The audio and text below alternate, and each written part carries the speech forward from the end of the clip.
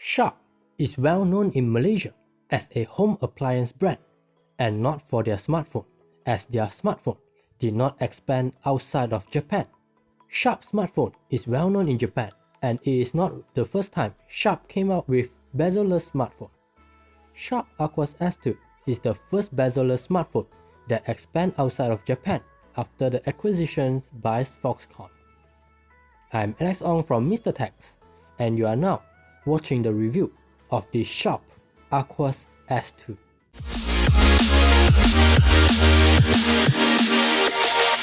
Sharp Mobile Malaysia has been quiet after they get into Malaysian market in November 2016 with Sharp Z2 and Sharp M1. Sharp Mobile Malaysia finally back into Malaysian market in 2018 with Sharp Aquos S2. Before we start, let's clear off the specifications for Sharp Aquos S2. You can pause the video here as the specifications is shown in the video.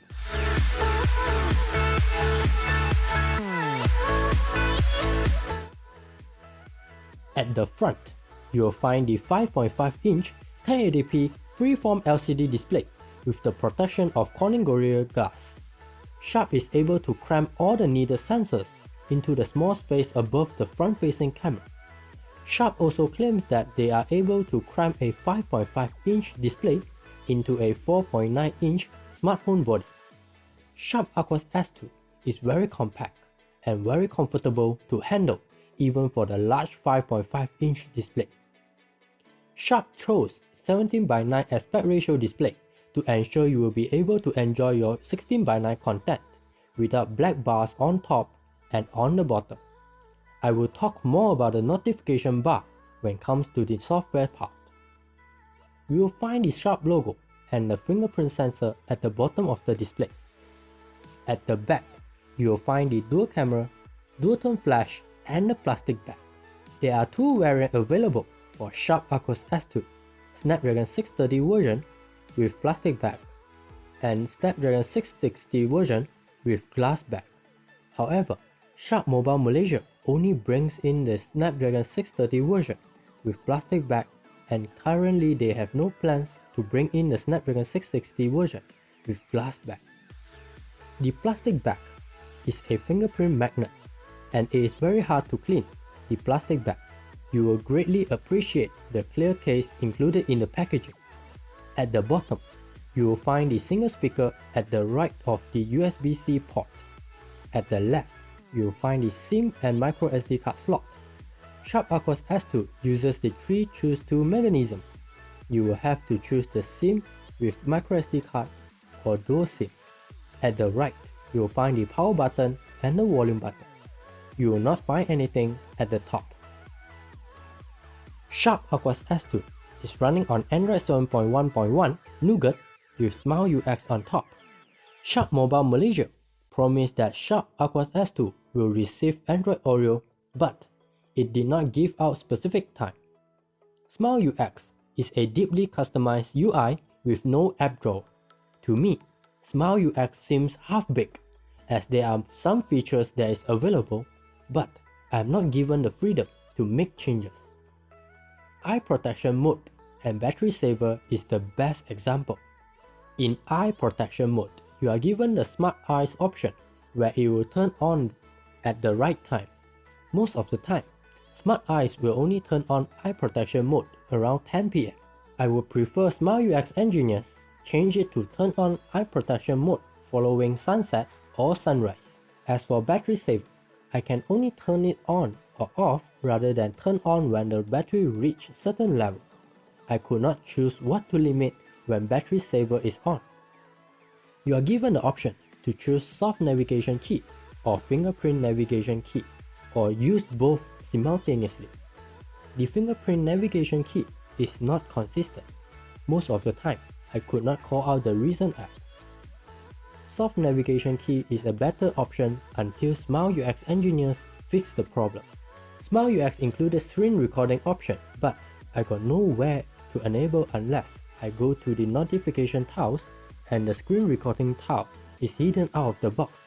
I will need to pull out the screen recording tiles if I want to use screen recording. Let's talk about the notification bar. Some of you might find it annoying with the front-facing camera blocking the status bar and the weird 45-degree corners rather than the rounded corners.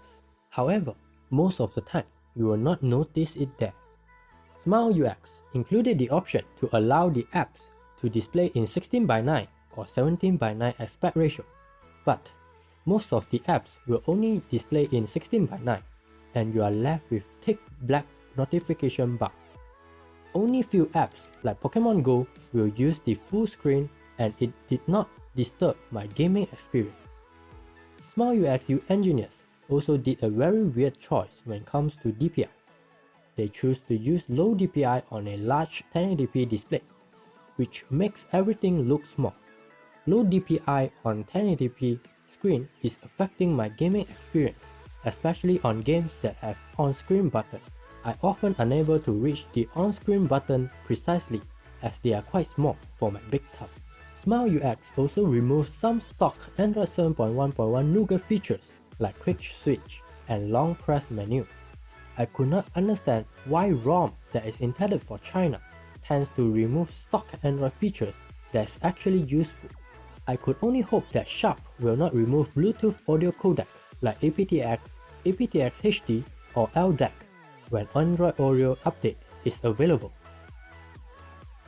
As for camera, Sharp Aquos S2 uses dual camera setup, and the dual camera is the combination of 12MP main camera with 8MP secondary camera.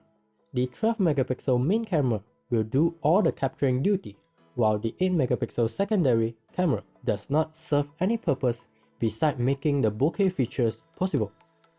Google has proven that background blur can be done with just single camera and software. Sharp should be able to save some cost by just including the 12MP camera.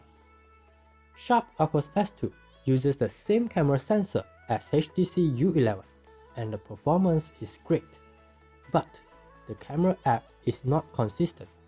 I could capture great shots most of the time, but there are times where pictures will be soft and the white balance is not accurate.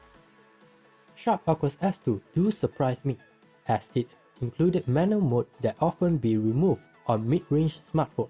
You can only choose 3 aspect ratio in the camera, 1:1, 4:3 and 17:9. Why not also include 16:9 as an option for the consumers? Sharp Aquos S2 have a great camera as it can capture some great shots in daylight and in low light situation. All those inconsistencies can be fixed with just software update. If Smile UX engineers is able to fix all those inconsistencies, Sharp Aquos S2 will have one of the best camera in the market.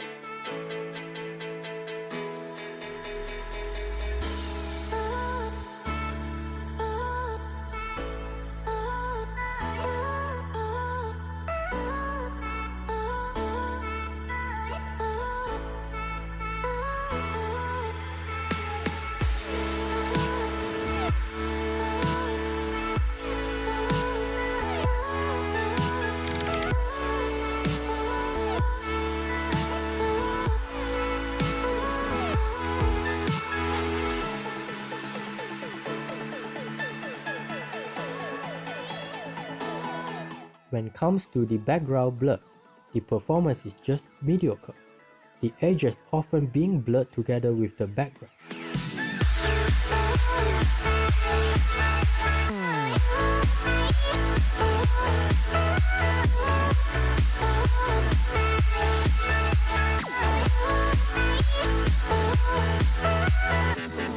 As for video, Sharp Aquos S2 is able to shoot 1080p 30 frames per second and 4K 30 frames per second video with no option to turn on slow motion.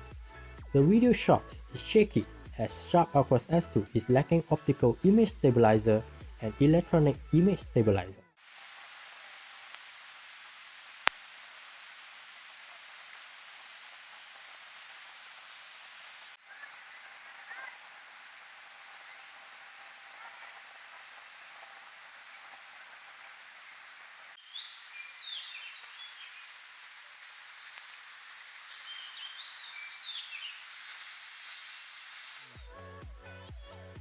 Sharp Aquos S2 single speaker is very loud.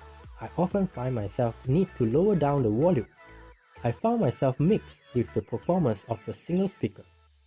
Most of the time, I will feel that the single speaker performing quite good, while there are certain times I will feel that the single speaker is performing bad, even considering the price of this smartphone.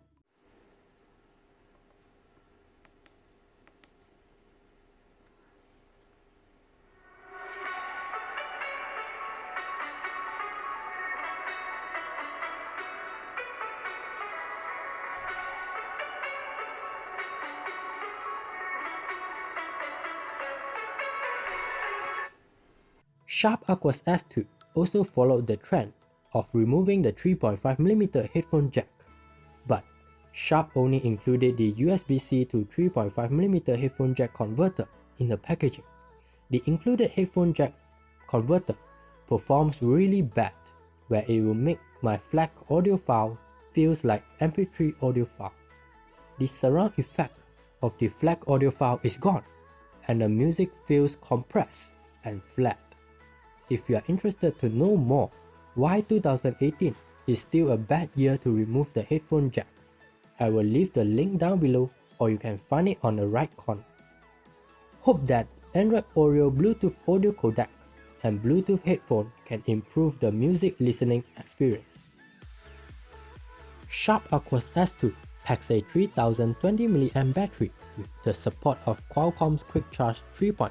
Most of the time, Sharp Aquos S2 will last me at least a day, and it will only need 1.5 hours to fully charge it.